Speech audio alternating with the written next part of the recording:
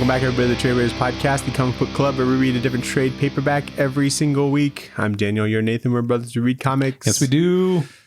Feeling good today. How about you? Yeah, feeling good. Ready to pod. Ready to talk about this thing. I have no idea what it is. I have no clue as to a single thing really that happened. You know, I was reading it. I'm like, I'm like, wow, there sure is a lot of names. This might be good for someone who's seen the movie already, you know, and have at least some foundation on what's going on. I was like, this is just space Game of Thrones.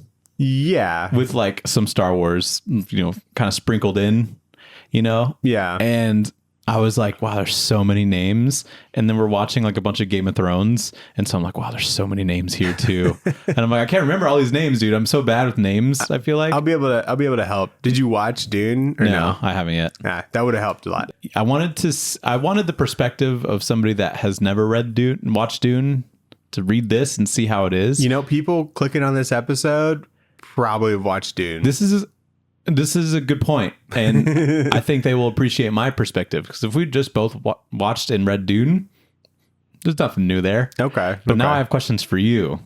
Yeah, I got plenty, and I have a lot of insights that I think will help you. And I still like the book, actually, like a lot. Yeah, it was pretty likable. Mm-hmm. So, but yeah, lots to talk about, actually, this episode. I knew you'd be able to like appreciate it, even regardless of like your knowledge. I just like...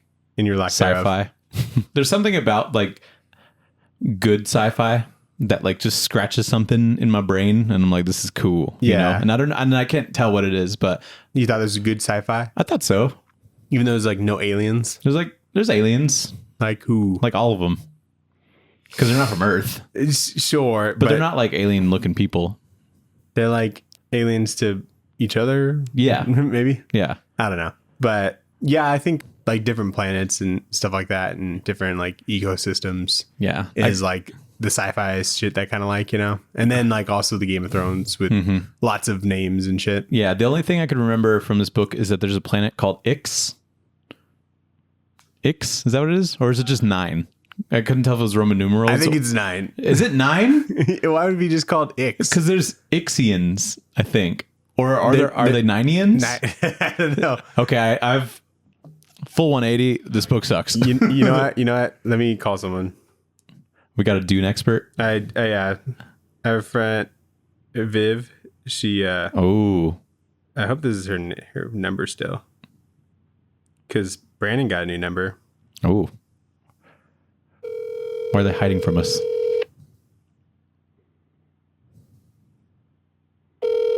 She like read the books too?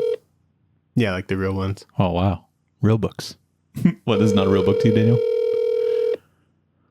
But you know what I mean. Yeah, I do know what you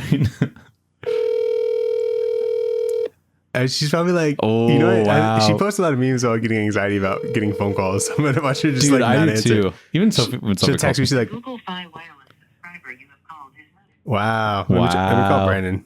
Not a real friend. I know, dude. Has he read the...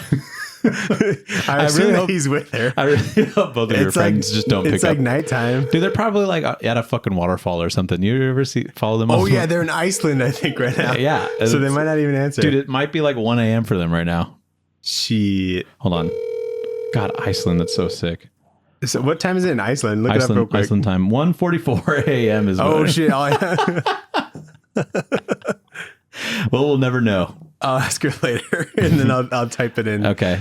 Yeah, please, editor Dana, put it above my head. How you say it? I'm like, they're getting married this year, and now they're doing these international trips. I didn't even know they wanted to go to Iceland. That sounds pretty fucking cool. Reykjavik, dude? You joking? The what? Reykjavik. What is that? It's a place in Iceland where they had the Valorant Champions Tour.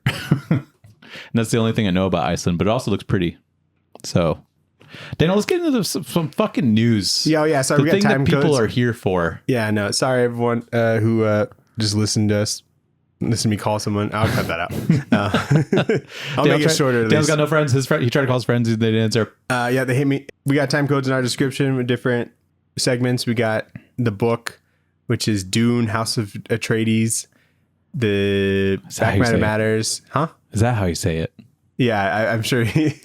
Atreides in my head. Atreides, and then the poll list. But we start with the news.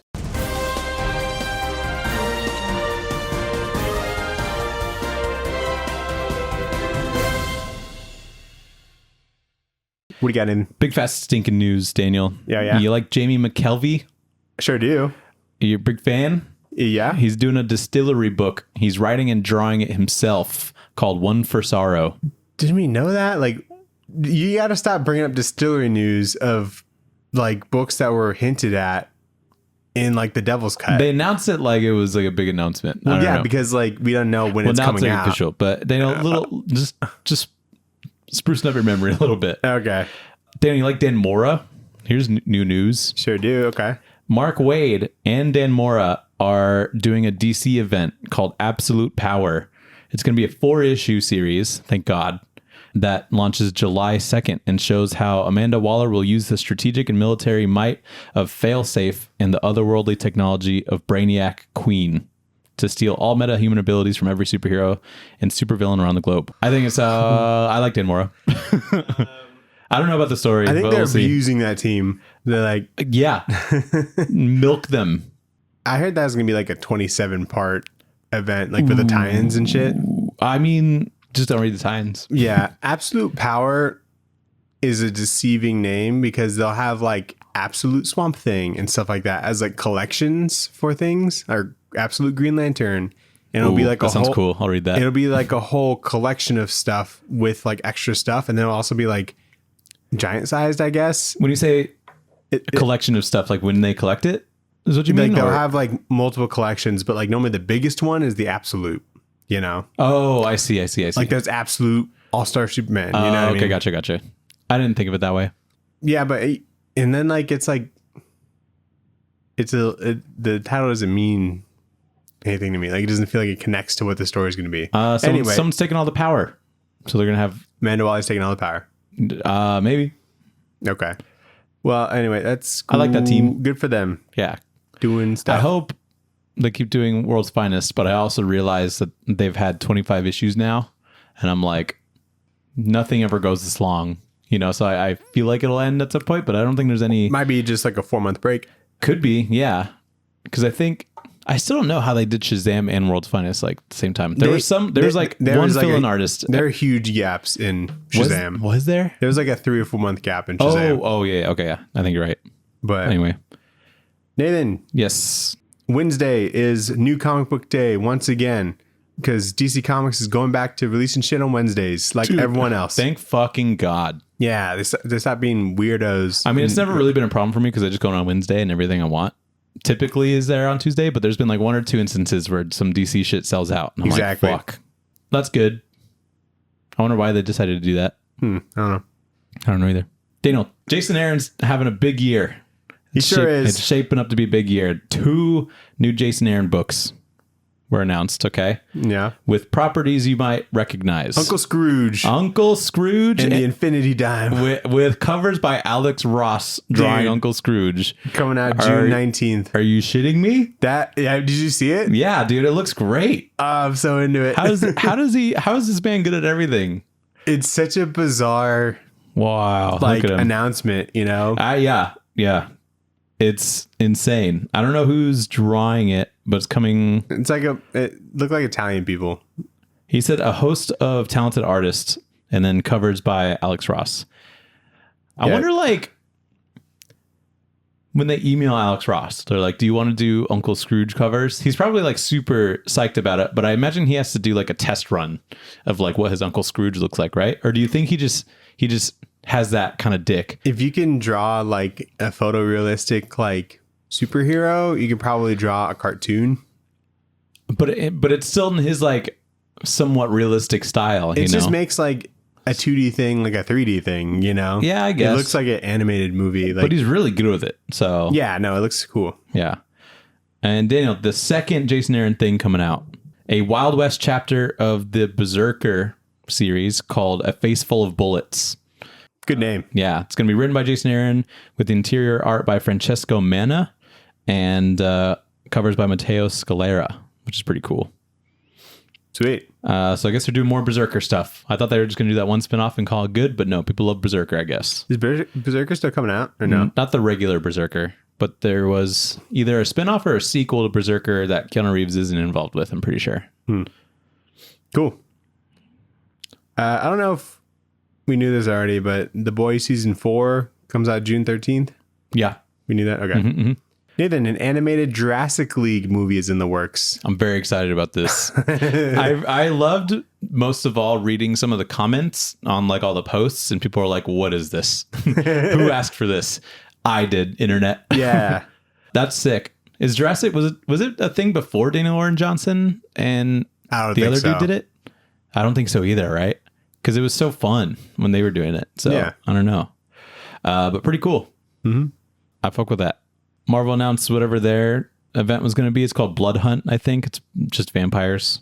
They got all their good talent on it. So That sounds like a Rob Liefeld book from the 90s. dude, it does. Well, just because of blood. Yeah. People associate blood with them a lot. Marvel canceling all their X-Men books, Nathan. All of them? All of them. Because they're like relaunching them or whatever Cool. for like the Rise of the House of X or whatever. And so the ones that are currently ongoing will like end. Oh, okay. So it's going to be that, and then that'll end X-Men for a little bit? I don't know. Are you asking me? Yeah. I don't know. After the Rise of the House of X or whatever? I don't know. It's like the end of the Krakoan era, you Yeah. know? And so I'm sure stuff will just like get new numbering or it'll just like reboot like some, or like a new series will come out of it, you know? Yeah, I think they're going to try and just move on to the next era. So, but you know, the clickbait articles, I'm like, wow, why are they doing that? Yeah. They're ending all X-Men. You're Yeah. like, what? Some Brian Michael Bendis stuff was signed to Amazon, such as Jinx, Pearl, and Murder Inc., that are apparently being developed into shows. Murder Inc. looks cool. I like the covers and like the logo. Yeah, some oming was pretty cool. Is that Oming? Yeah. Oh, nice. So it's probably awesome. Yeah, it's pretty cool. I read it when they relaunched it, but then I was like, I don't know who all these people are. So I'd have to like start from the beginning. Oh, so this is not like a new thing currently. It's like It was part of his original Jinx World imprint, which he's had for a really long time. I think he was writing some of those books before he even started at Marvel, if I'm not mistaken. Well, Or I think it was part of Icon when Marvel was doing that. Some shit like that. It's like pretty old. So I think the only newer property here is Pearl. And I could even be wrong about that. But I read Pearl when they were launching it, when he had it at DC again. So you say that like Amazon bought those or something? Yeah, Amazon. So 3 potential new shows. It says it's an Amazon first look deal. So they just bought like the... But it also says option. developing Jinx, Pearl, and Murder Inc. into shows. Well, yeah, it's like the purpose of it. Yeah. So, I mean, developing doesn't mean it'll for sure happen. Yeah. Pearl would be cool. It's kind of like tattoo-based, like crime book. It's like some crime lords that are like also tattoo artists and shit, and they send secret messages through tattoos or something. The art was really cool because I was just impressed that he was able to consistently draw so many like tattoos accurately on like an ongoing series, Yeah. which seems like it'd be really hard. But Nathan, yeah, today news. today news. Or I guess when this is recorded news. Teenage Mutant Ninja Turtles Mutant Mayhem 2 coming October 9th, 2026.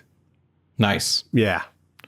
That sounds cool. Well, we knew it was probably going to happen. It's probably going to be Shredder, right? Because it's good. Yeah, they had the teaser. Yeah. And we weren't sure because it didn't seem like it did that well, but I guess it did well enough. Yeah, I think toys just like run that shit, dude. Probably. I think that's probably where they get most of their money. So Yeah. cool.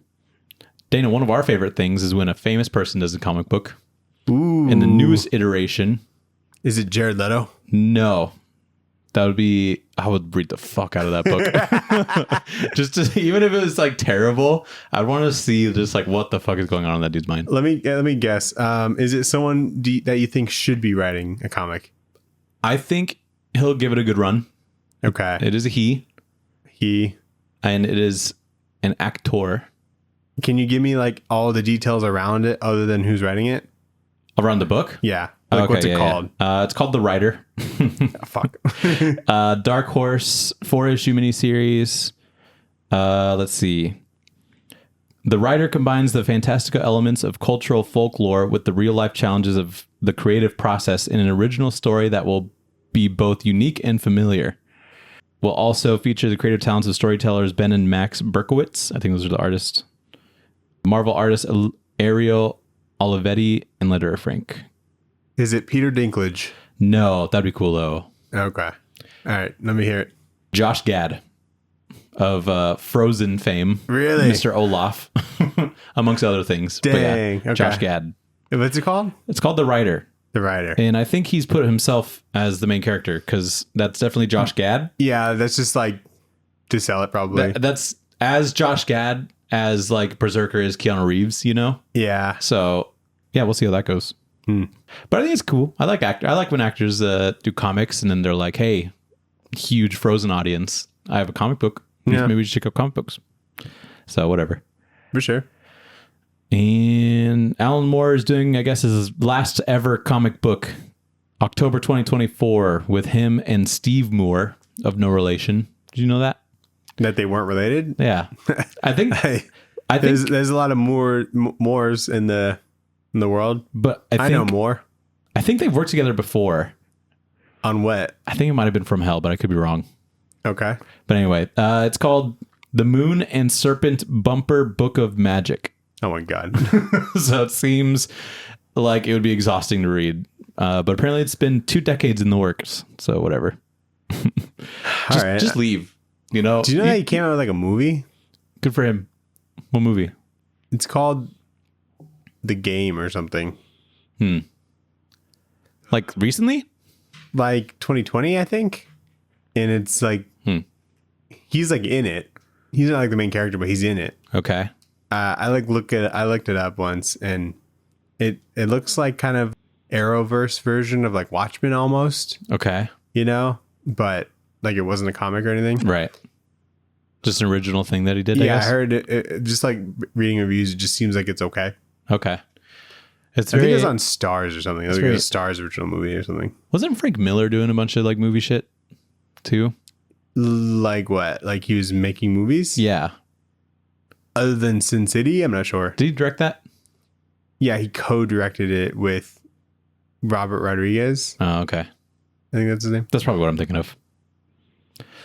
And last thing, I just think that this is funny. It's not really comic book news, but I really like the Vought International Twitter account. Oh yeah. The one that does like the boys stuff. Because did you hear like Trump made like a shoe? And he was like selling shoes. Mm-hmm. They posted a Homelander shoe that Nice. they're going to be selling for $777. And I think that's really funny. I'd much rather have that. Yeah, honestly, it's a pretty dope shoe. Alrighty. What did we read this week, Nathan? We read Dune. I think there's a subtitle. Hold on. There is a subtitle. Because we didn't just read Dune. Because didn't read Dune all. is its own thing. Dune House Atreides. Atreides. House Atreides. Okay. I think it's pretty good. There's not a whole lot that really happens, and it feels like half of a trade. But I love the artist. I think he fucking nails this, whatever this is. Kevin Anderson? Yeah. We see a big worm, which I'm excited about. Right now, Kevin Anderson is a writer. Dev Pramanik. Lettered by Ed Dukeshire. What a good name. Oh, wow. Dukeshire. Yeah. That's a good name. He seems like he should be doing letters on like a Dune book, you know? Yeah. Do we know these writers? Colored by Alex Guimaraes. Dude, he's a great colorist. He is. I love the colors in this. He does some good shit in this book. Brian Herbert, I think he's like the original writer of Dune. Is he? Yeah. So he's doing some comic shit? I'm gonna Which look up. seems like he's got to be super old because like the first Dune movie was like in like the 70s, I think. No, 1984. So You'd think it would just be like, yeah, I think he did write Dune. Dune writer. Dune by Brian Herbert. Oh no, Frank Herbert. Oh, okay, so it's his son. Do you know that, or you just jump to conclusions? No, it said he is elder son of science fiction author Frank Herbert, who died in 1986. Oh shit, yeah. But he was born in the 20s.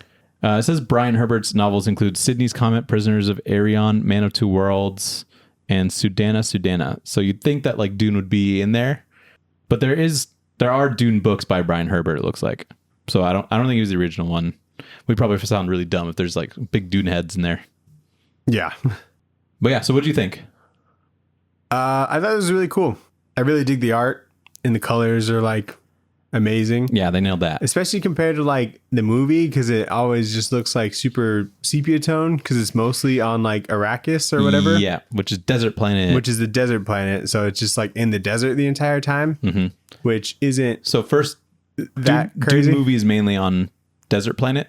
I think so, yeah. And then it's like inside sometimes. So you don't see any icks? I don't know what an ick is. Like, I don't remember an ick. What's an ick? Is that a person? IX. I thought that was the planet. I think, yeah. So I'm asking you, is there any, there's no Ix planet in Dune? Like, do we see any other planets in the movie? I don't remember. Okay. I'm gonna go see Dune on Friday. Dune 2. Okay. Or Tune. Yep. Yeah. And I already have like a summary of Dune 1 like YouTube video queued up. Okay, nice. Because I'm not gonna rewatch it. How long is it? Like 20 minutes? The summary? the recap? Yeah. I think it's like 5 minutes. Oh, okay, that's good. Which is good. Okay. What else I gotta say? This had a pretty good pacing. I was kind of expecting it to be like dense because I think House Atreides is like a book. Oh, is it? Yeah. Oh, And so maybe that's why he's credited as writer. Do you think he like wrote like for this comic specifically? he might have. And then probably Kevin Anderson was like Like, let me make the this comic guy. Yeah. You know? He's like, let me put this into like pacing, you know? Yeah. You're like, we don't need all these captions. Mhm. And so, yeah, I was surprised because like I think one of the biggest things that we run into when we're reading stuff for stuff, you know, like reading comics, Reading stuff for stuff. reading comics because there's a comic for this movie that's coming out or Oh, yeah, whatever. yeah. It's just like, it's kind of handicapped by that because I don't know, they don't always have like the best talent on them, you know, people that we recognize, and, you know, certain books can never like really live up to the movie that they're based off of, Sure. you know, Yeah. just because it's a different medium. Mm-hmm. But I was like surprised that this was like pretty cool. Yeah. I think if this was like not even Dune related. Yeah. Come from Boom Studios. They have Yeah. the rights for like the prequels and stuff. Okay. Nice. Is Leto Timothy Chalamet? No, Leto is Oscar Isaac. Really? Yeah. Wow. I was reading this whole thing. I'm like, it kind of looks like Timothy Chalamet.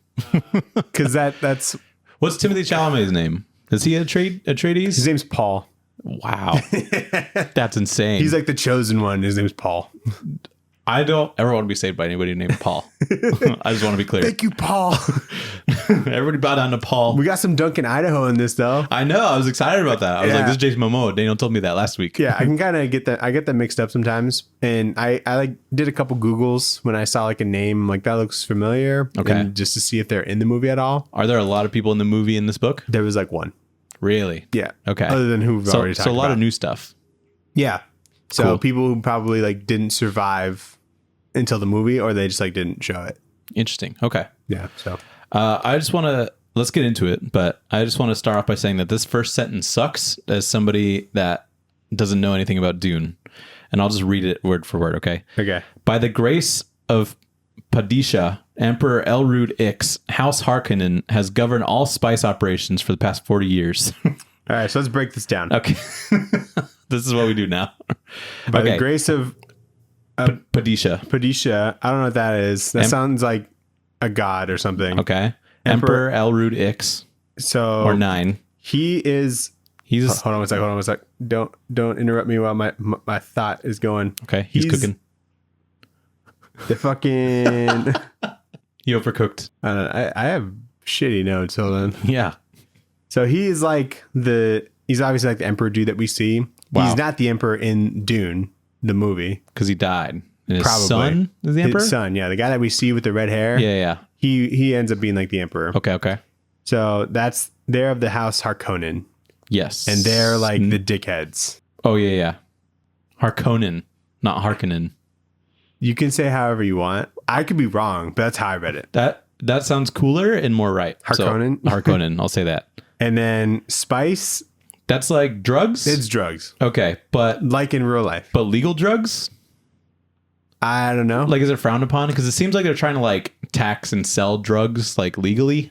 So is it like marijuana now, or is it like cocaine, It's probably more like heroin, or is it like if it was legal? Because like I don't know, maybe there's not like intergalactic law. You know, there's just like an emperor who gets what he wants kind Sure. of thing. And Okay. so There could also be, are there like- side effects to it? they say like melange or something. Yeah. And that's like where you get the spice, I guess. I think that is the spice, isn't it? Yeah. Yeah. It's like, Yeah, melange. yeah. I'm saying that confidently, You get but I don't spice know. from it. I don't know. Okay. Okay, cool. Anyway, let's This is like one of those situations where you read something and you're not sure if you're saying it correctly. Dude, I'm just reading words and trying to categorize them like in my head as like, that's a thing that I should remember. Yeah. You know? But I saw that movie like 3 years ago when it came out, Mm-hmm. you know, and this still seemed to like work for me. Okay. There was some stuff I'm like, I don't know, but Did you see anybody do spice in the movie? Do they snort it? I think you just like kind of inhale it. Really? Okay. That's cool. Like you just throw it in someone's face or something, or like the fumes of it. It's like Nice. getting kicked, like sand getting kicked in your face. Kind of Okay, thing. cool. I like that. It's a good drug premise, I guess. I need to rewatch that shit. Anyway, Planet Arrakis. Oh yeah, Baron Vladimir. That's the guy who becomes the emperor in the next panel. Yeah. Yeah. Daniel, we're on Planet Arrakis. It's got the best spice around, let me tell you. I think it's the only spice in town. I think it's the only place that has melange. What did we call it? Let's just call it spice. They have spice. They have spice. And Lord Baron Harkonnen. What did you say? Harkonnen. Harkonnen. He rules over and he like mines it. But one of the main spice factories blows up, and that's no good. We don't want that. On Kytane. Does that sound right? Yeah. Kytane, which is the capital world and where the emperor is, this dude, Pardot Kynes, is a planetologist that is assigned by Emperor Elrood Ix to study the spice planet Arrakis. We don't know Pardot in the movie? No. Pardot? No. Pardot? I like looked up a lot of these guys. Okay, cool. Just because I'm like, just to make sure, because I'm like, they seem important. I like this career of just like going to study planets. Planetologists. Yeah. Yeah, planetologists. Because I feel like there's probably a need for that. They're like, hey, is there anything on this planet that we should know about? Yeah. You know? So I think it's kind of an interesting career.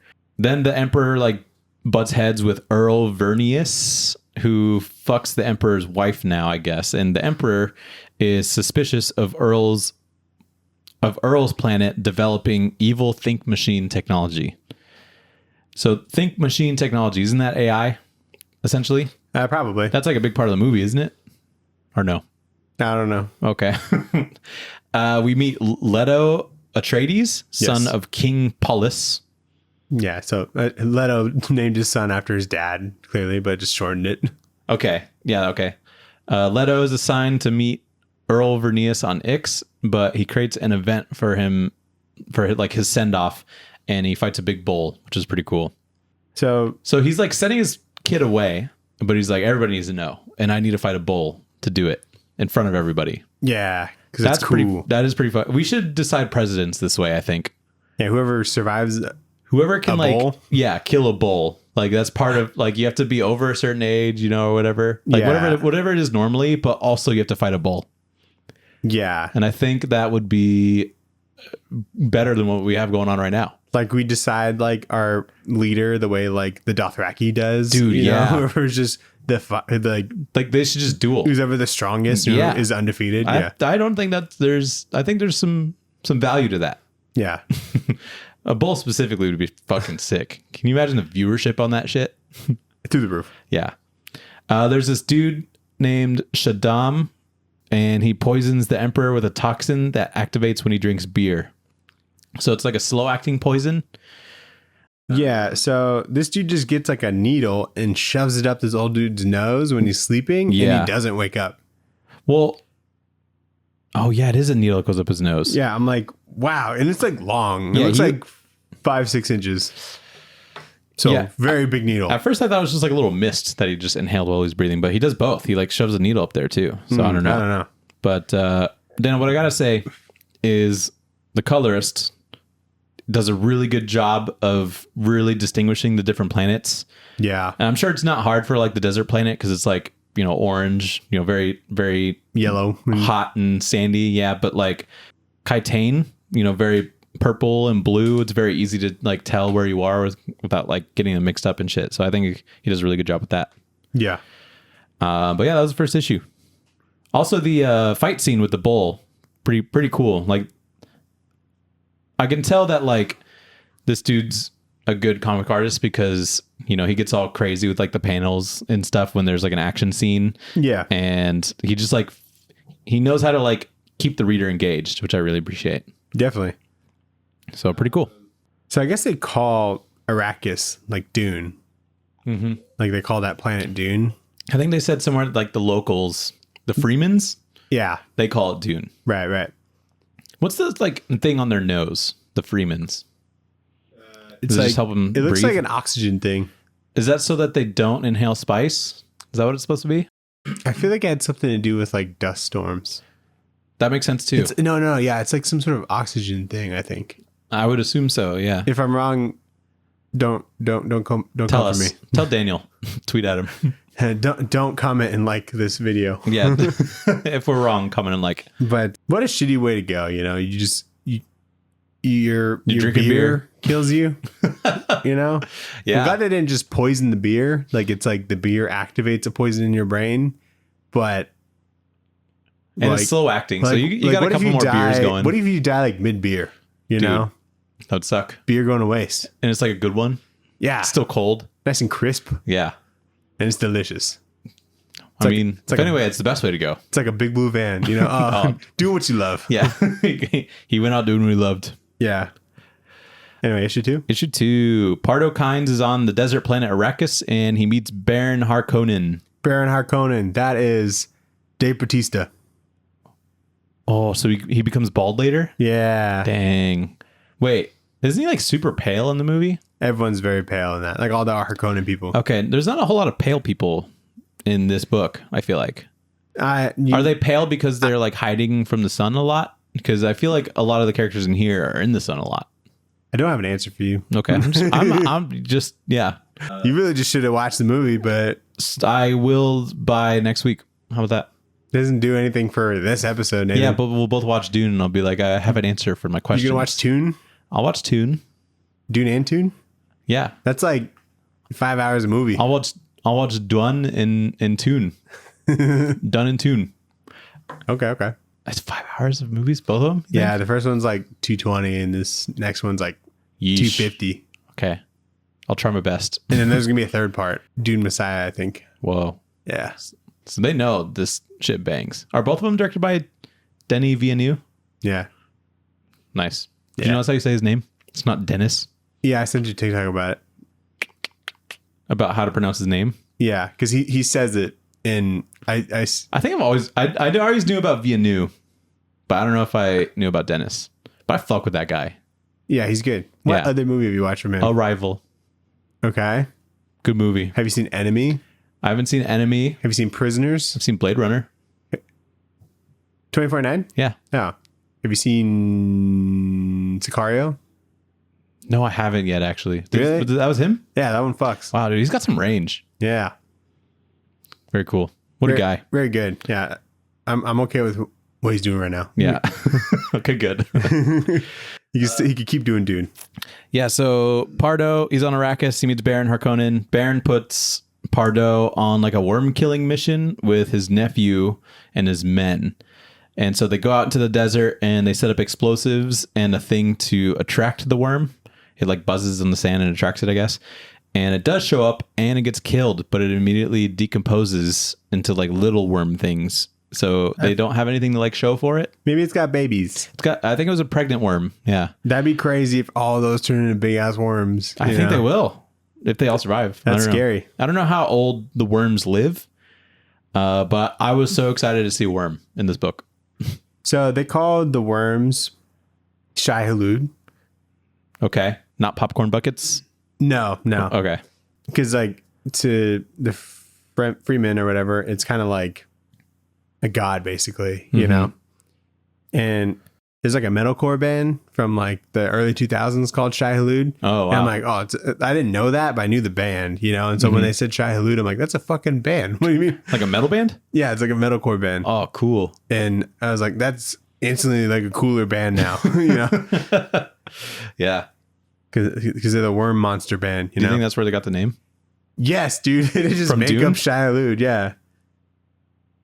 They were based in The like band got it from the Dune books. yeah, That's cool. or like the old movie from the 80s. Yeah, that could be it as well. Probably more likely that. Anyway, good name. Good name. We go to Wallach Ix, which is I think it's Wallach 9. Wallach 9. I'll never know. And it's a school for the sisterhood. Mother Superior Harishka needs a daughter with Baron Harkonnen to like strengthen their bloodline, probably. Yeah, they got this weird map where they like keep track of everyone, and I Like, guess they're who able who to they calculate like how to make the strongest bloodline somehow, Yeah. something like that. And I guess one of them has to smash Baron Harkonnen. Yeah, get a kid with him. which is pretty cool. You know, Yeah. you just someone's just making dick appointments for you. That's Yeah. nice. Well, they do that in like Game of Thrones, and they're like, "Hey, Tyrion, you got to marry Sansa now." Yeah, but that's like Whatever. just for like political power. I This think that's is- what they're doing this for, to just like have the strongest. Or are you saying like this will create the strongest offspring, like physically? maybe a bit of both. I think it might be a bit of both, but But I feel like there can't be that many families, you know. There's a lot of to where like houses. if they keep doing this, everyone's just gonna be cousins. I think that's the goal. Incest? Yes, Oh my god, that's like most of Game of Thrones. that's true. Anyway, then we see Duncan Idaho, a young Jason Momoa. On Geedy Prime, Yeah, Giedi. Geedy Prime. And he's a kid who just barely gets hunted down on Giedi Prime, and he's thrown back into a cell with his parents, who I guess were like officials or some important people, but now they're in a cell. And when Duncan tries to stand up for himself, his parents get shot and killed. So they do a thing where they just like let prisoners just try and escape, Yeah, like for fun. I think that's a good thing. Yeah, I think every jail should be like that. you Yeah. know? We train our guys, Yeah. keep them physically fit. And- Right. yeah. Keep things from like being then- boring. And then there's like a random chance that like prisoners can escape, and that's cool. Right. They earned it. Yeah, yeah, exactly. Yeah, they got some ideas in this Dune universe. Yeah, it's crazy. They just like shot his parents and like, oh, I guess. Yeah. What was I saying here? Oh, I really like how this artist like renders faces on like close-ups, because there were some like Duncan Idaho parts here, and you could tell it kind of has like a He looks dirty. well, it's like kind of like chalky. It almost reminds me of like Greg Smallwood a little bit with how he would do some of his like rendering on faces, and I really like how he does it. It's not necessarily like super blended, Yeah. but And I think it's cool. Yeah. It feels It's like like a layer- rough brush. it's like of a some sort. layer of like darkness. But he does it not just for people that he's trying to make look dirty. It's just like a lot of the people that he does. So I think he's really strong. Then we see Leto get dropped off on 9 or Ix, whatever it is, but he's completely abandoned and now suddenly has to survive on this planet because the people left him. And he doesn't even know if he's on Ix or 9. Yeah. So pretty cool. A little awkward. And I think that this is an interesting situation for like a very royal feeling character, but then he just like gets found later on. So it's like, Yeah. I wish he had to like survive. And in my head, this is Timothée Chalamet. So I'm like, maybe this is how he like, becomes a Freeman or whatever. Yeah. So this book is full of great covers, you know. Yeah, dude. This Michael Walsh cover. Michael Walsh, chapter 3, Yeah, maybe? dude. He nails it. Big worm, popcorn bucket. Yeah. So yeah, issue 3 on Giedi Prime. Reverend Mother Gaius Helen Moheim meets with Baron Harkonnen to incorporate her bloodline with the Harkonnens to keep power, I think. And she blackmails him to get him to be more into it. I wrote Baron's scared of girls. Why? Because he's like, no. He's like, I won't do that. He's like, I don't want it. But what's weird is he's like, you can fuck my nephew. Do you want that? Yeah, I know. And I was like, okay. He said something weird. Do you know what Bean Gesserit is? Or Bene Gesserit? Hold on. He's like, it's important our bloodlines like merge or whatever. And she's like, the procreation process with women disgusts me. I'm like, he's scared of girls. Yeah, he is. He doesn't like it. What was your question? Do you know what the Bene or Bean, Bene Gesserit is? Because Isn't that the group that she's a part of? I thought it was just the sisterhood, but I don't know. Or maybe that's like their map of. Oh yeah, that could be it.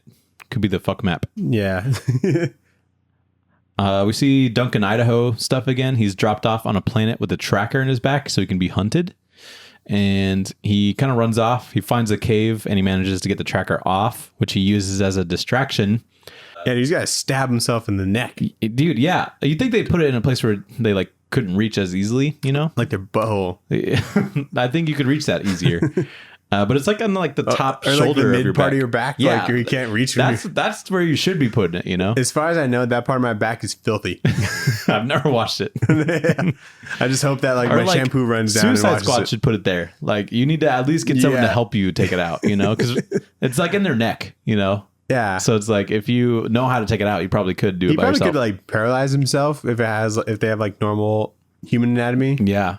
It could have. So, But sketchy. he puts the tracker in a cave. There's a hunter that comes to try and hunt him down. And Duncan like drops a huge boulder on him and crushes him. And then he grabs his gun and runs off. Yeah, I like the crunch sound The- that is with that. And- it looks like the Crunch Bar logo. Yeah. And like this is such a good page to like start this hunt because of just like Sweet the panels. way that they like design the page and everything. And he's got this like big ball that's like his flashlight essentially. And that creates like a really visually interesting sort of appeal. It's also And- kind of crazy that he got the tracker out like first try. Yeah. You know, You'd think I'm sure he knows where it is. It probably hurts. I couldn't even get like a popcorn kernel out of my teeth first try. You know, Yeah, it is really hard. let alone a tracker that's in my skin, Yeah, next to on my your spine. back Yeah, where you can't see. There's no mirrors. I can't feel it with my tongue. It would be funny if there was like a couple pages of him just like trying to get it. Yeah, But yeah, I think like these artists are really good at like telling you like, okay, this is some intense shit that's happening because there's like a full like silent page of him starting his run and then just like him digging out his back and it's like pretty brutal. So I think they're really good. Leto is on the planet in the desert and he gets picked up by Prince Romber of House Vernius and he takes Leto into the 9 underground city and he meets with Earl like he was supposed to. But Leto also sees all the crazy tech that they have underground, including those spaceships that the Emperor is like pissed about. And then meanwhile, the Emperor's son is pissed because his dad isn't dead yet from drinking beer. But yeah, I just wish that like Leto had to survive for a little bit because it seems like he's just walking around for like an hour and he's like, oh, what's up? And then he gets like taken in. So I felt like that plot point was like a little bit weak because it was like literally the like cliffhanger from the last issue. And then they just like pick him up. right. So I just thought it was interesting. Yeah, a little misleading. Mm-hmm. And then this issue wraps up with the planetologist Pardot Kynes exploring on Arrakis. And he stumbles on a fight between the Freemans and the Harkonnens. And I think he kills some like Harkonnen men during this whole fight. Because it was like 12. It was like 12 dudes. Yeah, it was That like were, 3 to like, 6 or something. Yeah. And he needed to like interview a Freeman for like his studies or whatever. Mm-hmm. So he just murders some people or helps murder. I think he wanted to help like the little guy maybe. I don't know. Yeah. But he's got some pretty cool fucking armor for a dude that's just supposed to like look around on a planet, you know? He's Yeah. got like this whole face mask thing. He's got some crazy armor. So I'm like, what kind of planetologist are you? Yeah, maybe that unfolds later. Mm. So this big ship thing on 9 Yeah. is like underground, and then he's like, "How the fuck do we get this out? Is there like a There's like a big dome? roof? Yeah, roof." Yeah. He's like, "No, our ship's just fold space or Yeah. whatever." So it just To like get creates like a out. little wormhole, I guess, to like get out by itself. Yeah, And that's pretty cool. I'm like, all right, I guess There's a bunch of like bridges and shit that are attached to it though. And I'm like, what happened to those? You know, they just stay there. they just stay there. Yeah. And I'm like, wow, They stay erect somehow. that's a pretty, strong material that they built those out of because they're not even attached to anything at the end. So Yeah, I overthought that too. did you? Yeah. Chapter 4, covered by Lorenzo De Felici. Yeah. I got some good. Oh, sorry. The Freeman. Yes. That's like the group that like Zendaya is a part of, Oh, okay. and Javier Bardem, if you know him. Mm-hmm. Maybe someone else, but He's No Country for Old Men. yeah. Yeah. Okay. Yeah, he's a good actor. So that like Queen lady or whatever Mhm. that was like trying to get it in with Baron. Yeah.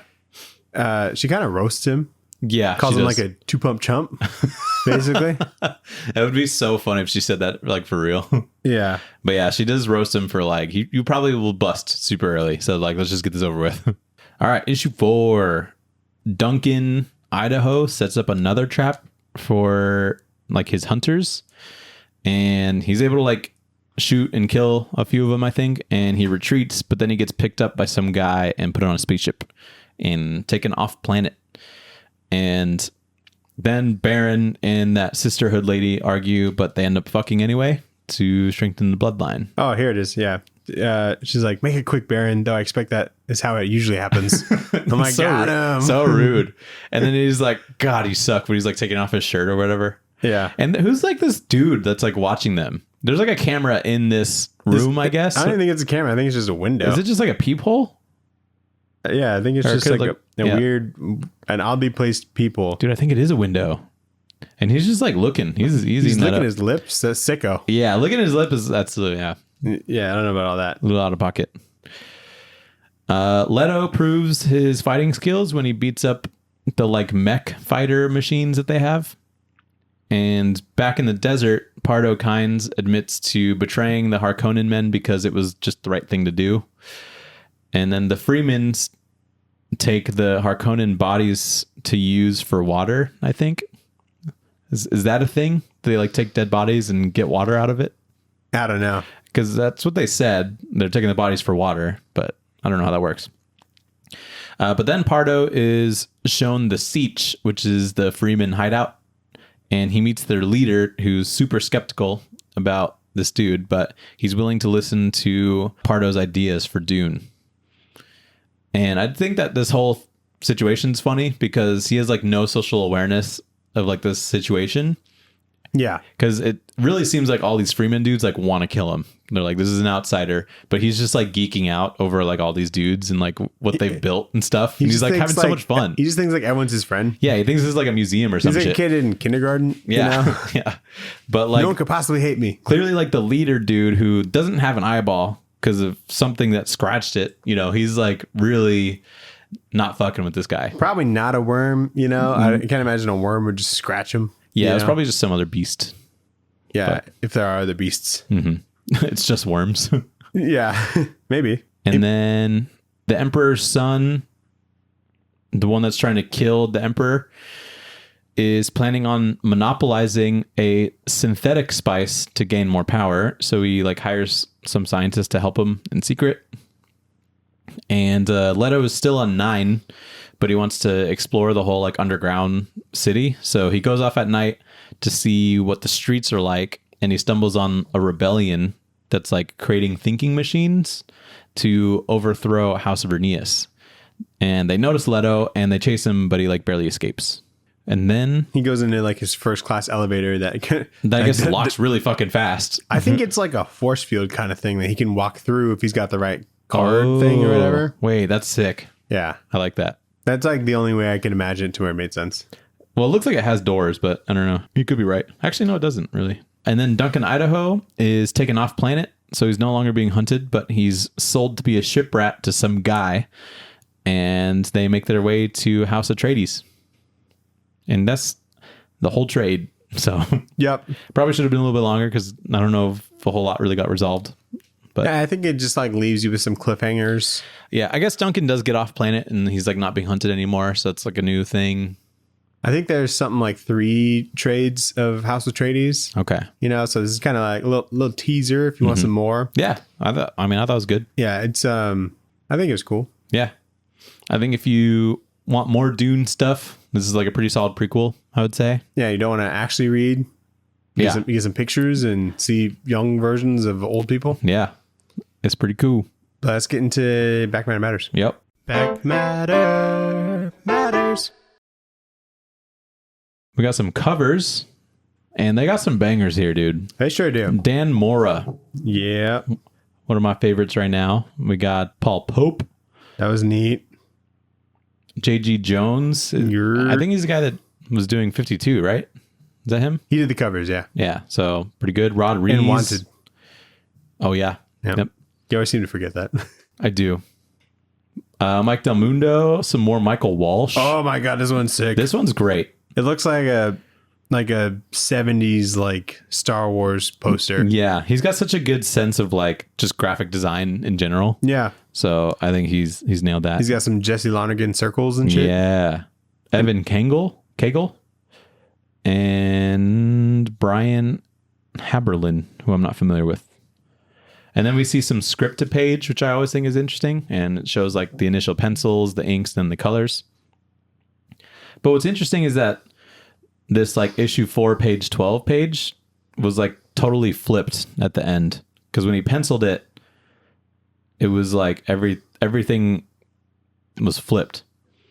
And I guess like once they colored it, they looked at it when it was flipped and they're like, this is probably better. Yeah, it's like, which I've never seen before. like, is there a problem with us just flipping it? Yeah, I don't know. Like, and I guess Is they that just, hose thing going in the right nostril? I think maybe they just realized it just reads left to right better, like visually just looking at it. I don't even know if there's any dialogue on this page. I assume there was, but yeah, there was. Yeah, there must have been.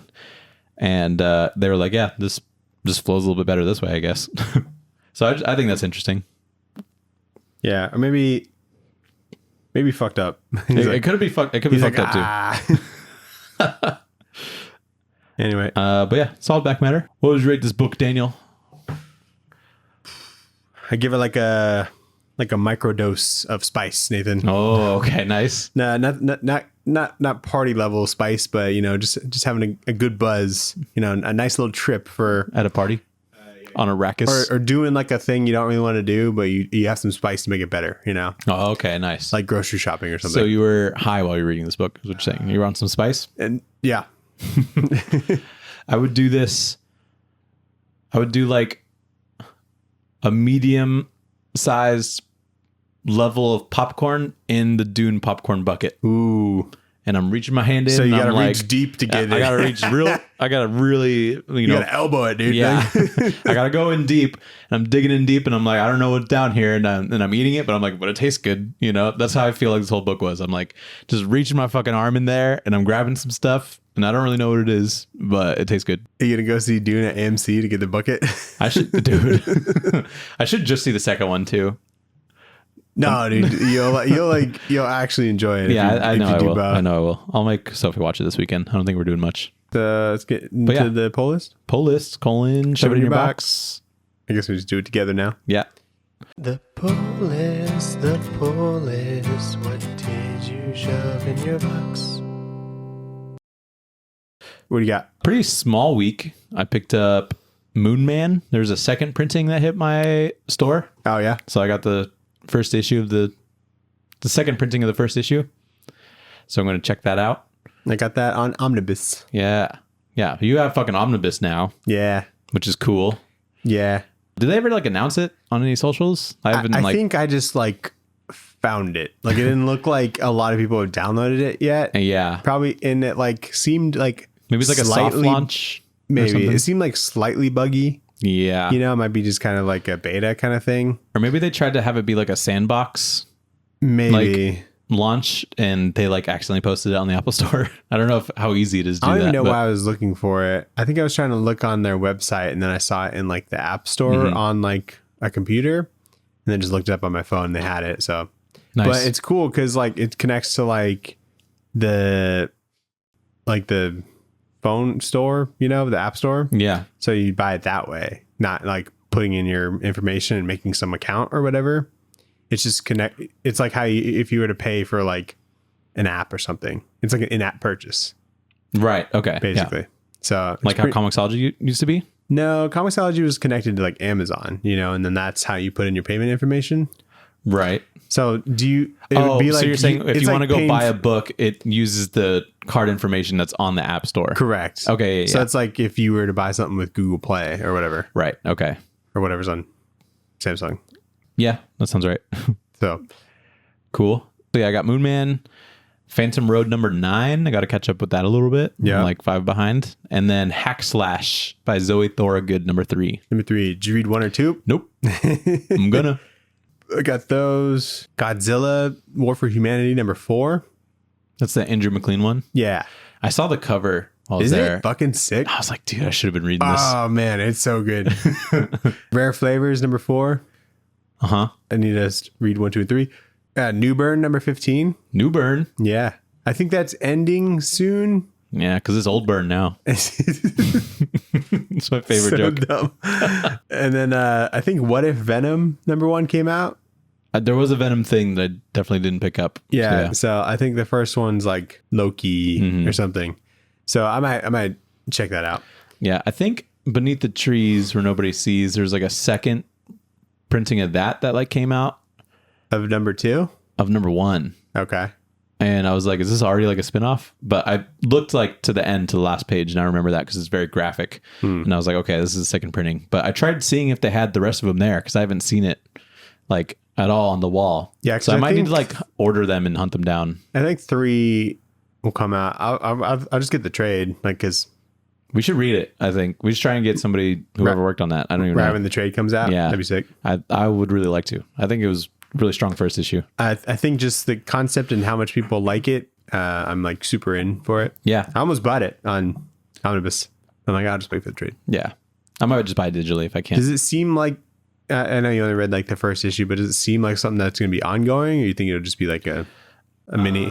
I think what they set up is like just an arc, but That could go on. it could go on. Yeah. To me, it feels like the first season of like Dexter. Okay. And it's like, they could have probably ended Dexter after like one season, but That would have sucked. yeah, it would have sucked, but because it's a good show. So, but like I could see this book being essentially just first season of Dexter kind of story. Right. And then they just like wrap it up and that's it. But I don't know. Maybe if it's getting like second printings, It seems to be doing really it seems well. to be doing pretty good. Yeah. Is that a Boom book or like a... Boom, I think. Okay, yeah. Did you read anything? Yeah, I read lots of stuff. Let's hear it. I finished Joker Year 1. Is that over? Yeah, it was just 3 issues, I think. Oh, I thought it was like 4. I'm pretty sure it was only 3 because it ended. Okay. Yeah, no, there's no more. Yeah. Pretty cool. It was different than what I thought. It doesn't really feel like a Year 1 book. Like if it didn't say Joker Year 1. It's just a cop out. Yeah, I don't know. It's good. And there's like some early Joker stuff, which I like. But I don't know why they did it like week after week because there's definitely like a lot of Batman in it still. And I think that's what you said is that they were nervous about not having Batman in the book or whatever. Maybe, I don't know. But really good Andrea Sorrentino stuff. Did he do all the interiors? No, he did the modern. I think there's So like half of it? he did like, yeah, parts of it, like maybe like 5 pages for each issue. Okay. And yeah, dude, his Joker, he's got like a really long neck and he's always like kind of hunched over with like a really long neck. And so it's just like the way that he pulls it off is really fucking good. Yeah. And does a good Batman. And then Giuseppe Camuncoli does like a really good like early story. And it's like basically about like Joker and Red Hood gang stuff happening. And it's also a really good Commissioner Gordon story as well. Sweet. So I liked it. World's Finest 24. Oh, yeah, you're caught up on Or that. 25. Yeah, I'm caught up on that. They've wrapped up the Kingdom Come stuff. And it had Darkseid in it. And a Dan Mora Darkseid is really fucking cool. Neat. So I liked that. Green Lantern #8. Good Green Lantern stuff. We're seeing some Blue Lantern Corps shit, which is like my favorite of the like emotional spectrum. Okay. And haven't seen him in a while. So I was like, this is cool. Yeah. Did I talk about Justice League versus Godzilla versus Kong last week? I couldn't remember. If I did, Probably. sorry, but it's good. Okay. And then I read Giant Robot Hellboy 1 through 3. So I read all of it. Nice. It fucking rules. Really? Yeah. It looks like it rules. It rules. I have no idea what happens though. Visually, like that the artist Duncan Figurato or something like that. Duncan Idaho? No, it's not Duncan Idaho. He's in Dune, Daniel. You weren't listening to me. But no, it's like Duncan Figurato. He nails the look of Hellboy. For sure. Like I had to like did he do the look. covers? I don't think so. Okay.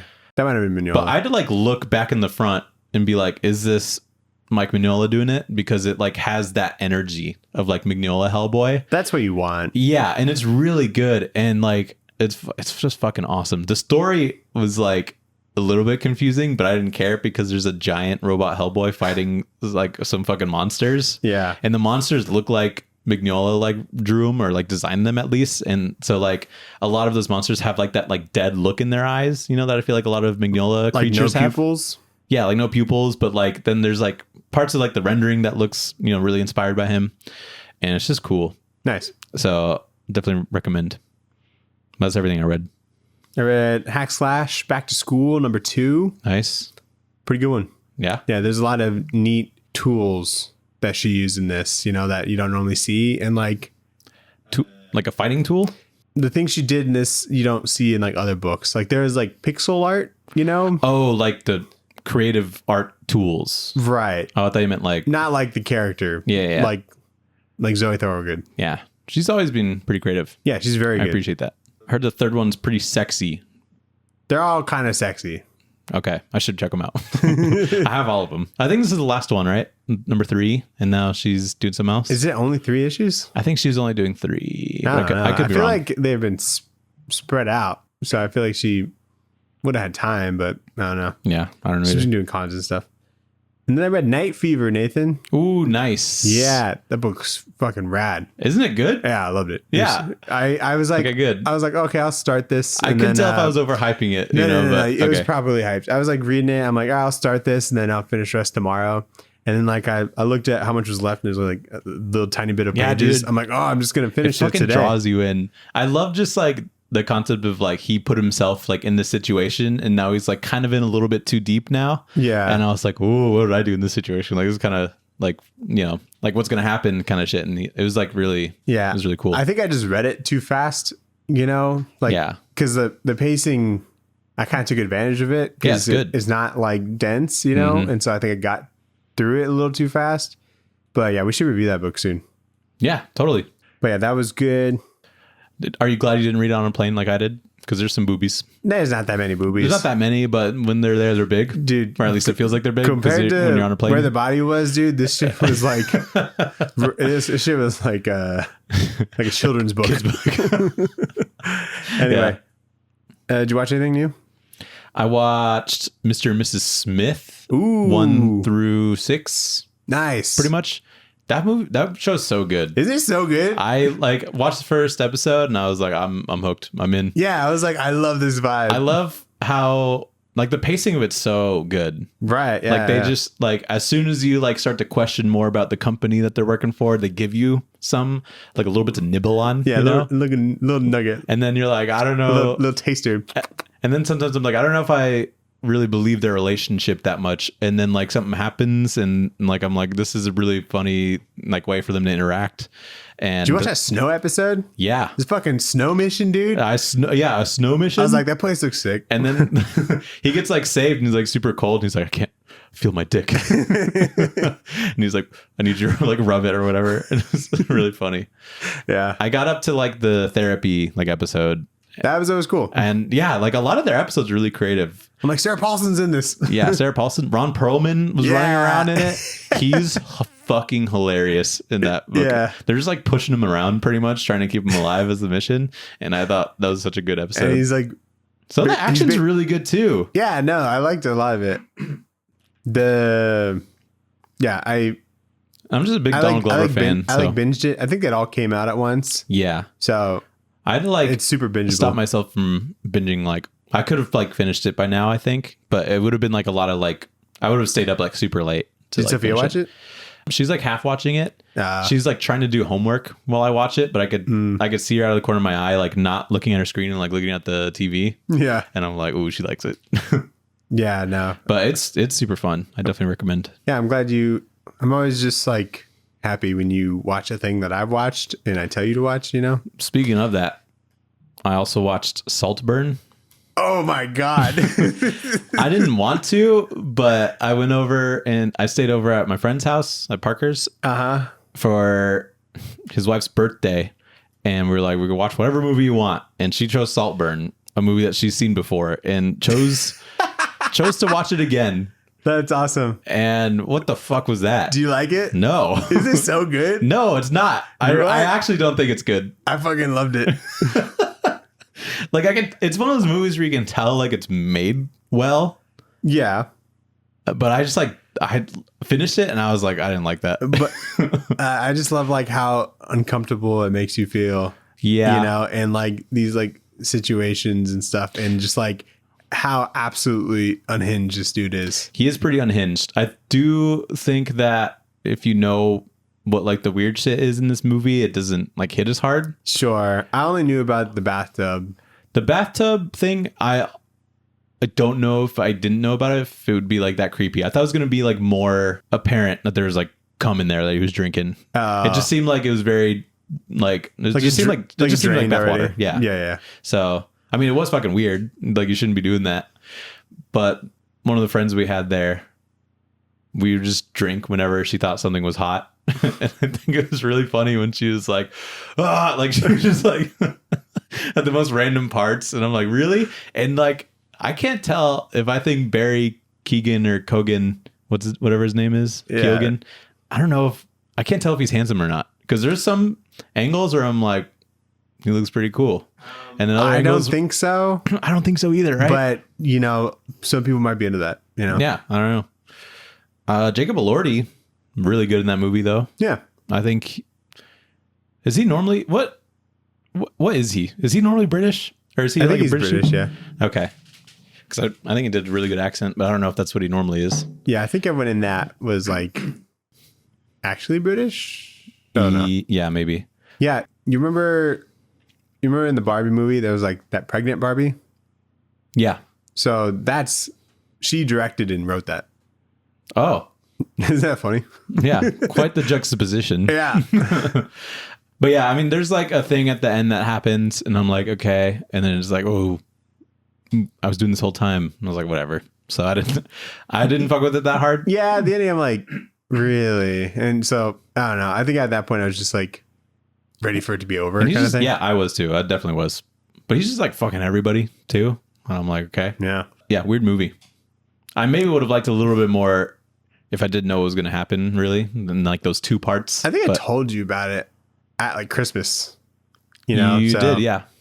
So, but that was like when it was like super hyped, And so I think if you were seeing it, then there would have been more surprises to it. But it sounds like you didn't really know that much. You probably knew about as much as I did. I knew about like the two weird parts. Okay. Anyway, I got another golden opportunity. Okay. Where Sarah's like, you can put on whatever you want. I'm like, let's go. And you fucked it up last time, right? Because you put on Rebel Moon. Rebel Moon. This time I did great. Okay. And I put on Godzilla vs. Kong. Nice. Yeah, dude. Good movie. I'm ready for Godzilla X Kong, New Empire or whatever. God, I love that movie. Yeah. I specifically remember having so much fun just watching the scene where they're fighting on the aircraft carrier. That was sick. Remember when they flipped that whole bitch around? Yeah, that was scary. I was like, that's absurd. The fact that King Kong jumped from one to another, I'm like, that shit should be going down, you know? Because he's got to be impossibly heavy. Yeah. And I was like, I fuck with this movie heavy. did you fuck with how King Kong, like, was it New American Sign Language? Yeah. Yeah. That was cool. He's like talking to like a little girl or whatever. Right? I just kept thinking about like how you would teach a big monkey that, like you would a regular monkey, I guess. Because they do it in Planet of the Apes, and I'm like, yeah, I believe that. Yeah. Anyway, so it was neat. And what was cool is like when I was watching it, Sarah, like, I think she wasn't gonna really watch it like actively, but then she got really attached to like King Kong. You know, she like whenever like Godzilla like would throw a right hook at him, she's like, leave him alone. I'm like, they're supposed to fight right now. Is that the one that ends in like Japan? Yeah. With the podcaster? Yeah. Okay, yeah. Mm-hmm. I thought that was funny. The Mechagodzilla was in it. That's cool. Yeah. And I was like, this is crazy. Yeah. Yeah, dude, like they had like King Ghidorah's head in Mechagodzilla so that like some other guy can connect to it from his like Apple Vision Pro or whatever. And I'm like, Vision Pro, yeah. I'm like, this is dumb. It is dumb, but it's the best. Yeah. That final scene when it was like all dark and the city's all neon and shit. Very cool. Did that happen? I know that in they the like what? In like the final fight between them. Oh yeah, it was like nighttime. It was like nighttime. Yeah, it's like pretty glowy, and like Godzilla wins, but then Mechagodzilla comes out and they're like, "Ooh, actually, I need your help."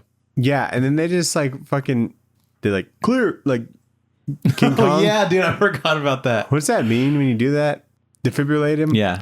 With like, what is like? It was some weird battery thing that was in like one of the ships that they needed. Yeah, it was something insane. But I remember watching it. I'm like, this checks out. Yeah, the Hollow Earth stuff was cool. I was like, this is crazy because I think that's like shit that I've seen in like comics.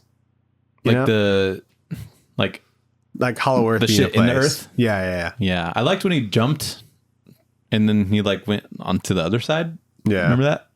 Because I was like, gravity must be really weird here, and then they just like fuck with that idea where he jumps from like the roof to like the floor or whatever.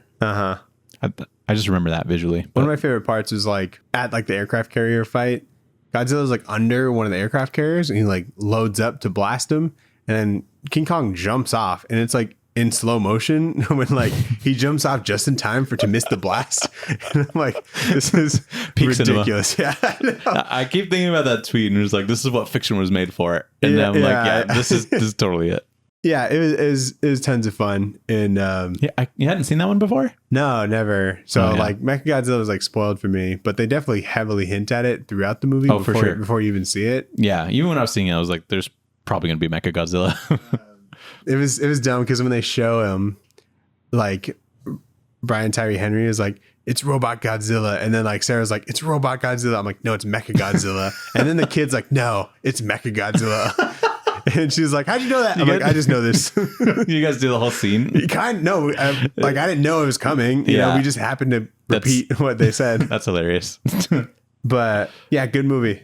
Yeah. It definitely like is hollow to all the destruction that's happening and how many Totally. lives were lost probably and how much property damage there is. But like, it's kind of just like, turn off your brain kind of movie. it for was sure. super like dumb Hollywood shit, you know? Yeah. But I was here for it. But like it knows what it is. Mm-hmm. And so they lean into that, and I think it's good. Yeah. It's funny how all over the Godzilla shit you are right now. Yeah, I know. And it's good. Like a lot of it's good. You know? I like watching it, and I've been meaning to watch it. So, and we saw Madam Web, Nathan. We saw Madame Web. Yeah, the best movie of the year. It's probably made $1 billion so far, which is good. Yeah, they had to make up a new number for how much money this thing is, and they called it Web Billion. So many web billions of dollars it's gonna make. We saw it with our shitty movie crew, or the shitty flick click, as I like to call it. That's a good one. And I thought it was good. I thought this movie was gonna be a tragedy, Nathan, but turns out it's a comedy. Yeah, You know? it totally is. It was. Went in expecting a 0. I haven't laughed this hard at like a comedy in like years. I did not expect. I feel like Oh yeah, true. Because there are some like insane things that happen. it was hard to tell if like it was intentional, Dude, with some of the shit that happens. I'm like, this is too funny. Someone had to have known. No one like said okay to all this shit happening and didn't chuckle a little bit. I you need to see like a documentary about like how this. I would like, love that. who said no to some of the decisions there? Yeah, I 'Cause, need like, someone going over contracts. Someone knew that this was bad. At least Surely. one. That Dakota was like, Johnson probably. I literally don't know if she did. She hasn't even seen it. I think she's seen it. I think she knows it's bad now, but I don't know if she knew it was bad when they were making it. Maybe. Also, she's not a very good actor, right? No, I wouldn't say she's good based off of this. Yeah. I mean, she's been good in stuff. Like what? She was in like The Social Network for like a second. She was? Yeah, she smashed like Justin Timberlake. Oh, funny. I know 50 Shades, but I haven't seen that. But what else has she been in? Oh, she was in. Because like a lot of people know she's in her Bad name. Times at the El Royale. Ooh, But, okay. But everyone was good in that. Yeah. So I haven't seen that yet, but it's good. yeah. I think a lot of people forgot about it. I forgot about it, but Okay. so Anyway, let's get into it. I don't think we need to like retrace what happens necessarily. Like if Yeah. you've seen it, you've seen it. But what I thought was really funny is like it starts off in Peru, and there's this like Peruvian tribe of these spider people Yeah. that look kind of cool. Honestly, they're painted red for some reason, and then they had these thorns that kind of look like The webbing of a like webbing design. You know, of a Spider-Man like the suit. raised webbing on Tobey Maguire. And They move like- really awkwardly. yeah, they just kind of run on branches. Yeah. And they like take Madam Web's mom into like a pool, but they have like very clear American accents, Yeah. and no, they didn't even try, you know. And they're like, "It'll be okay. Your baby will come back. Your baby, it'll be fine. We're gonna sting you with a spider." Yeah. And that's how Mrs. Webb was born. Her name's Webb. Like the last name is Webb. WEBB. When they first said that, I laughed because I didn't know that was the case. Yeah, I didn't know that either. Which is really funny. How does the baby get back to America? Maybe who brings her back? Was the baby born? The baby was born in Peru. In the water. In the water. Who brings her back? I mean, she's not American. What? Yeah, she's not. Is she there illegally in America? Wait, if your parents are... Well, no, yeah. No. But how do they prove that it was that she was born to... that her mom birthed her, you know? Well, there's other people on this like expedition or whatever. Yeah, but did they fly her? I guess they flew her back, I right? assume, I don't dude. know. She was that fucking baby on an airplane just crying the whole time. Yeah. Yeah, she must have been. It was great. So that was just... And she has like a Peruvian birth certificate. So like who took her to a hospital? I don't know, maybe. I think that was like part of her fucking... I didn't need that. I didn't need that either. But like, let's just skip to this very slow, like, ambulance driving, you know? Yeah. Ben Parker is in this. Yeah. Adam Scott. I think he's pretty good. He's probably the best part. I'd say best actor in that. He's, definitely the most established actor. He was just like doing like the Adam Scott thing, you know? Totally. Yeah. So just Ben Wyatt. But pretty with much. a beard. Yeah. Yeah, with a beard. So I thought he was pretty good. They say with great power comes great responsibility line like 3 times, but they don't say that. They're like, when you take responsibility, power will come. Yeah. It happens, and then it takes me like 2 seconds for the gears in my head to turn and be like, "Was that the Spider-Man line?" Because like I knew it was gonna happen. I just didn't know how. You know? Yeah. Well, I didn't know that they were gonna try and force that in. They did it like 3 times. It was really funny. So she's got these like time powers where she can see the future, like a little. Yeah, like a couple minutes. Like sometimes. Mm-hmm. And I thought they did that kind of well. Just like showing what she can do. Yeah. But like, it was just kind of annoying where she like relived a moment or whatever. And she's like, we did this already. I'm like, I would know immediately what's happening. Yeah, you know? exactly. Yeah. And so that was just like a little annoying where she didn't pick up on that.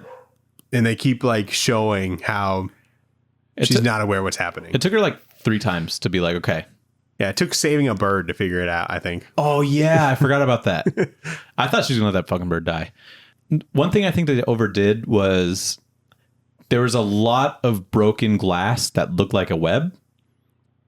Broken glass that looked like a web? So, like, when the bird flew into the window, it, like, the glass, like, cracked and it made, like, a web formation. I think it always looked like that, with a bird doing that. Well, like... they had broken glass that looked like a web like 5 times. Really? I want to watch and just look for that. Dude, I was annoyed by the end. I was really? like, they all look like fucking webs. Was there some on like the windshield of that car crash? Yes. Oh. There's also one where they were putting out the fire and the ambulance was there. And there's a shot where it's like from inside the building looking out the window and it's looking at Mrs. Webb.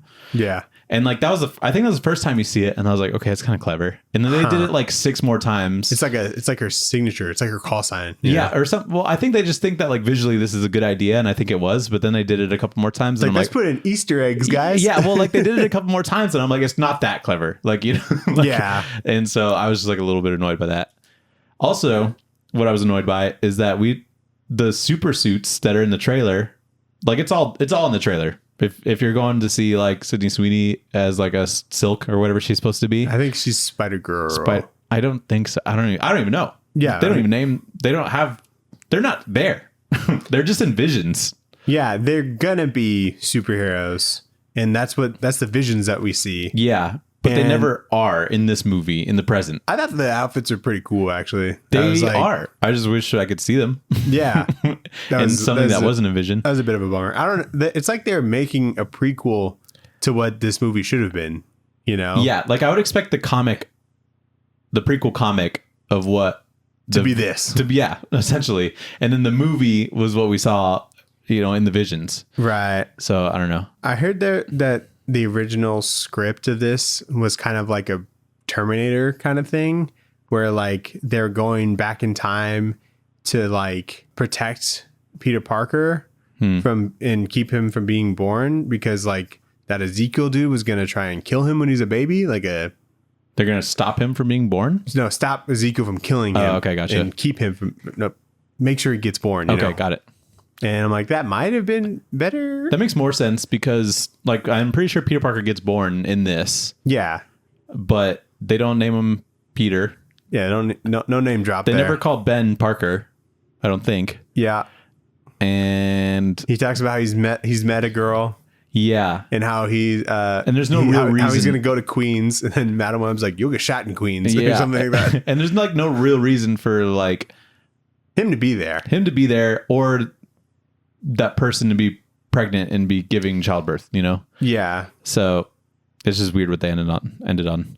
There's Ezekiel is interesting because his whole motivation is that no, he's not. But his whole like thing is that he's seen visions of him dying in the future in his apartment by those 3 spider girls, which is why he's trying to kill the girls. The apartment he currently lives in. The apartment that he currently lives in. He just move. That's what I was saying. I asked Parker, I was like, can he just move? And then he's not dying in his apartment? Real estate's real expensive in New York. Yeah, maybe it's rent controlled. I would stay there too. Yeah. It's pretty cool pad. They should have said that.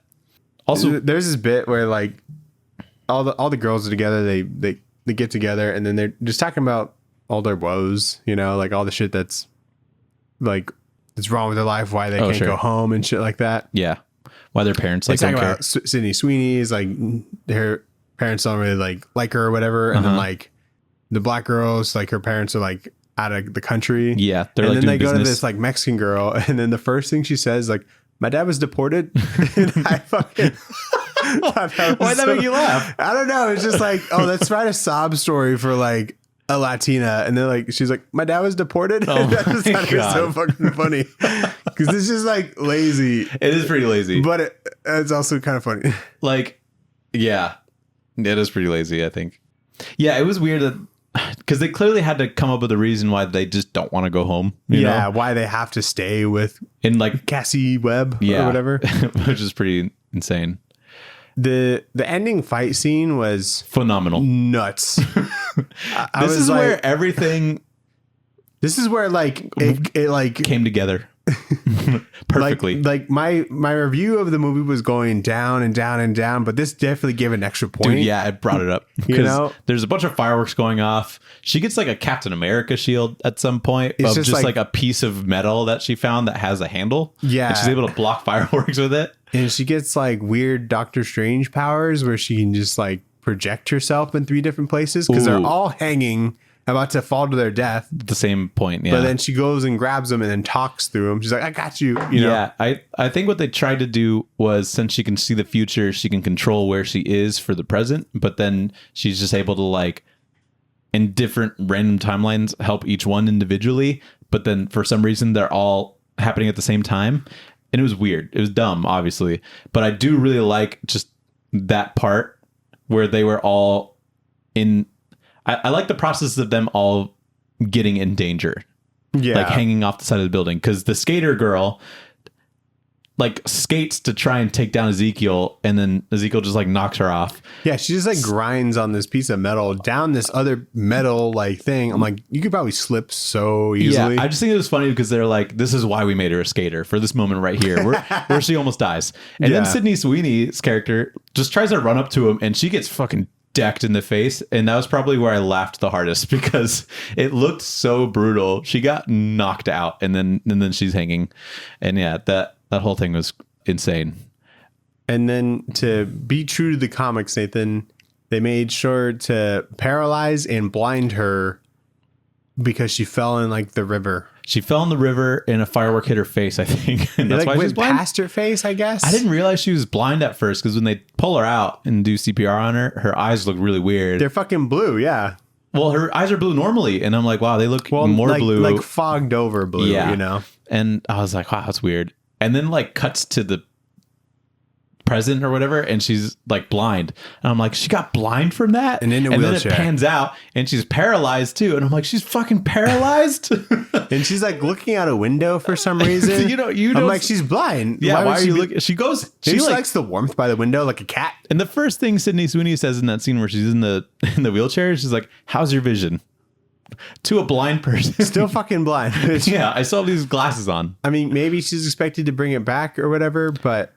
I don't know. But so that's like now part of her identity. So Does that still mean she can see the future if she doesn't ever actually see the future? I think so. She just sees like a projection of what the future is? Yeah, she just remembers what it's like to see. Okay. Wait, yeah, you're right. Because if it's like in the So future, it's not something she's gonna see because Yeah. she cannot see. it'd have to be like, yeah. So It's not like she's not seeing the future from like a first person perspective. yeah, there's this dumb like reveal where like her mom is in the Amazon because she's looking for this spider that would cure this like Her unborn child's neurological disorder, disease, something. Yeah, that would paralyze her, I guess, or whatever. And Oh, and then she gets paralyzed anyway. yeah, I'm like, so did I forgot about did that. something get knocked loose where she got paralyzed? You know, or was it just the fall? It must have been the fall. Because she needed to like fall into water or whatever, like in like a car, in order for like her like Her amount of web powers. her web powers to start working. Uh-huh. And I don't know, dude. There's so many questions. I you like know? when she was being checked out after the ambulance fall and she's like, "Doctor, I keep seeing the future. What's wrong with me?" Like you would have the self-awareness to be like, this is not a thing that like a doctor can physically diagnose, right? That's insane.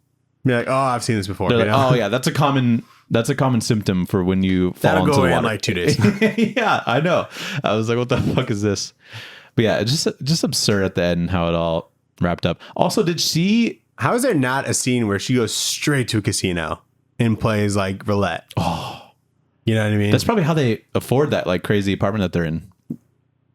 Who? like at the end. Oh yeah. Well, it seems like he only has No, not visions. Ezekiel. Not Ezekiel. Who? No, Cassie, because they're in a pretty fancy looking place at like the very last scene. I think that's just her normal apartment, isn't it? Is it? I don't know. I don't think so. Oh, yeah, it had like a big web looking window. Yeah, So that was custom. So they have a new layer. My question is, how did the three girls get their powers? We don't know. Does she get the spider Maybe. and like infect them? Man, that's in the sequel. I guess. Because they don't have any particular reason to have powers in the future. No. I mean, does anybody? No. You just get power. Well, But they're all spider powers. so I only remember Sydney Sweeney really having some sort of power. It was like this fake like energy web thing. And then She had webs. Then the skater girl just had like a iron spider suit. Yeah. And I don't remember Well, I what think the those other- were for real legs. I don't think that it was mechanical. Whoa, that's even cooler. Yeah. And then did the other one do anything? Like force fields or something. I can't remember. Anyway. So I think what is implied is that she goes to get the spider somehow and then just forces them to become superheroes and infects them with the. Yeah, I don't know. Also, the one thing that I had a question on, when she goes back to the Peruvian forest Yeah. and she talks to the dude that like helped, Who was a part of this tribe? who was part of this like tribe. it was some weird cult? Yeah. And she like, He's all showered. He recognizes her, Yeah. but he's not in like a weird tribe suit thing, like with webbing and stuff all over him. He's just in clothes. Looks like he's there's on vacation. There's nobody else there. This used to be like a whole tribe of people, and now he's the only one there. Yeah. So like, what happened to them? They just broke up. you know? I guess so. They like, man, fuck this. Nothing interesting has been happening lately, and so they just like leave. Yeah. Insane. Good movie. Yeah, I loved it. I expected a 0 going in, and I left with like a 2 because of how insane it was. I was like, it's still a movie. People still worked on it, you know. Yeah, you know, regardless of the end result. Mm-hmm. So I'd still have given it a 1. And the thing is like, I gave it like a 3, right? Okay. Or maybe it was a 4. I can't remember. Like upon walking out. Yeah, like leaving Okay. because like it was hilarious, It is. and it wasn't like that. It wasn't like as boring as I thought it'd be. Because like a bad movie, I'm like, oh, it's not. It's like not interesting. not done well, and it's boring, you know. But this one was actually just really funny. Like Yeah. it wasn't as boring. It makes like It was like a hot mess. yeah. Because like And then just a lot of things that were. apparently there's a scene where you can see a boom mic. I'm sure that's everywhere. Yeah. Yeah. Anyway, Good movie. yeah, go see it. I Yeah. highly recommend. Get Definitely drunk with your friends and watch it for sure. Get bags. You definitely see it with people. I think knowing that it was bad Helps. helps a lot. Yeah. You know, we went like the weekend after it came out. Because like if you can't go into this thinking like impress me, This is gonna you be know, sick, like yeah. this is gonna be a good movie. And Validate I'm the gonna superhero like this. genre for me real quick, you know? Yeah. No, you're not gonna like it. You know, I mean, you're not gonna think it's good, Yeah. but you'll have a good time. I think I'll probably see this movie one more time in my life. probably. I need a good laugh. Yeah. Maybe when like a few other like Sony things come out. Yeah. But some people are like, "Oh, this is the worst movie I've ever seen." I'm like, "No, it's not." No, I actually don't think that. And I keep thinking about what like the worst movie I've ever seen is, but I don't know. neither do I. Except, yeah. Anyway, did you play any video games or anything? Or just Nothing more new. Helldivers? More Helldivers, and I've been playing a lot of Super Auto Pets. Oh, more of that. Yeah. Good game. We started a way out. Huh? We started a way out. Oh, really? Yeah. Nice. Yeah, it's pretty good. Where are you at right now? So it only took like 30 minutes to get out of prison. Yeah. And I was like, whoa. I thought this is the whole fucking game. I'm like, are we done? It is a little bit weird to get out, like, and then you're like, we did it. We had a way out. Yeah. And But so yeah, there's more to it. But yeah, we got to that bit. And the one thing that I wanted to mention is like, you like go through like the process of like, you know, going to prison or whatever. You get off the bus and whatnot. Yeah. And there's the bit where you're like in the showers or wherever they hose you down. Yeah. Dude, fucking Vincent has a hog on him. Did you see his dick? Is he sideburns? No, that's Leo, I think. Yeah, that makes sense. I don't remember Because you can particularly. move the camera around. And I definitely checked it out. I probably did too. I don't remember particularly, but that's funny. It was nuts. I was like, oh my God, what if kids play this? But anyway, yeah, it's pretty fun. It's not as good as like It Takes Two, but I think it's just like, I don't know how fun you can make escaping prison. Yeah. You know? There's some fun bits in the game for sure that Yeah, are like it's, like, different. But it's the clever same enough. it's the same studio, and I think they're really like workshopping the whole like cooperative play in that way. Yeah. So yeah, I think a lot of what they learned from that game made It Takes Two, which is Did pretty you cool. finish But, that? A Way Out? Yeah. It's good. Is it long? Longer than I thought it was going to be. So But I thought it was going to be like 5 hours or something. how long do you think it was? It's probably like 7. Okay. I don't know. I think we maybe put like. But there's parts of it where I 2 just in like it. got lost. But I was just being dumb, I think. I think we're at like the bit where like they're pretty much escaped from the cops, and then they decide to go down and take out whoever, like the guy that they're hunting down or whatever. Yeah, okay. So probably some time left. Okay. Yeah, But- yeah, there's still a good amount of things to do. There's more interesting parts to come too. Like more interesting than like the prison, I think, because I just wasn't expecting to be in whatever situation. So I was kind of worried that I was going to be in more situations where I'd have to like make decisions in prison, you know? yeah. Like, because I don't know how to handle that, you know? Yeah. But it's mostly just like tricking cards and whatnot and not being seen. Yeah. So luckily that anxiety wasn't there. But It's fun. There's some shooting and stuff that you do too, I think. So look out for that. There's a part where you can play Yeah. basketball, and I had a lot of fun doing that. there was like a driving bit where she had to like shoot the cops that were chasing us. Oh yeah. That was neat. Oh, dude, we had a fucking hell of a time. And like, you're like in like this boat, Yeah. you know, like, so you're escaped from the cops and you're like, oh, we ran out of road or whatever. Let's get in this boat. I'm like, you can still get shot at, Yeah, totally. you know, and like the cops don't stop. They're right on your tail. Yeah. But as soon as they get in the boat, they're like home free. Mm-hmm. But it's kind of hard to like navigate like how much to push and shit like that. Mm-hmm. But yeah, it's pretty fun. Yeah, good game. Good game. What are we reading next week, Nathan? What are we gonna read next week? We are gonna read Lore Olympus. She's still gonna do that? Yeah. All right. With Sophia, who is big on that shit. Yeah, And I think it'll be good. She's like caught up. It's like a webtoon. It is a webtoon. She's just a little bit behind, but there's like hundreds of chapters, I think. And Right. she's like pretty deep into it. Nice. Deep into the sauce. This one's a little tricky to get. It's not. You could either get webtoons, which is like a website, or Yeah. like they have physical ones that you can get on like Amazon or Barnes and Noble. But it's not like available digitally anywhere else. Yeah. Like a But this will probably be like the comic book that the most people have read out of like anything that we've done. It's pretty popping. Millions, I think, at this point. Yeah, dude. Which is crazy. So we're finally getting to it. Yeah. Cool. Well, it was good talking to you, Nathan. Thanks for coming on. Yep. Hope to have you back. Yep. Appreciate it. Check out the link tree in our bio. We got the socials and stuff. Yep. Like, comment, subscribe. 5 stars. Go to our YouTube. Check it out. Yeah. I think it's good. I spent a lot of time on that. Yeah, it's good. Some good eps. Good eps. I think it's the way to experience this podcast, you know? Yeah. Show you some important panels. Yeah. Let us know if you read any Dune comics. Yeah. Any other ones. Also, what is it? Is it X or is it 9? I need to know. It's going to bother me. Let me know. Please. And yeah, that's it. Bye. That's it. Peace.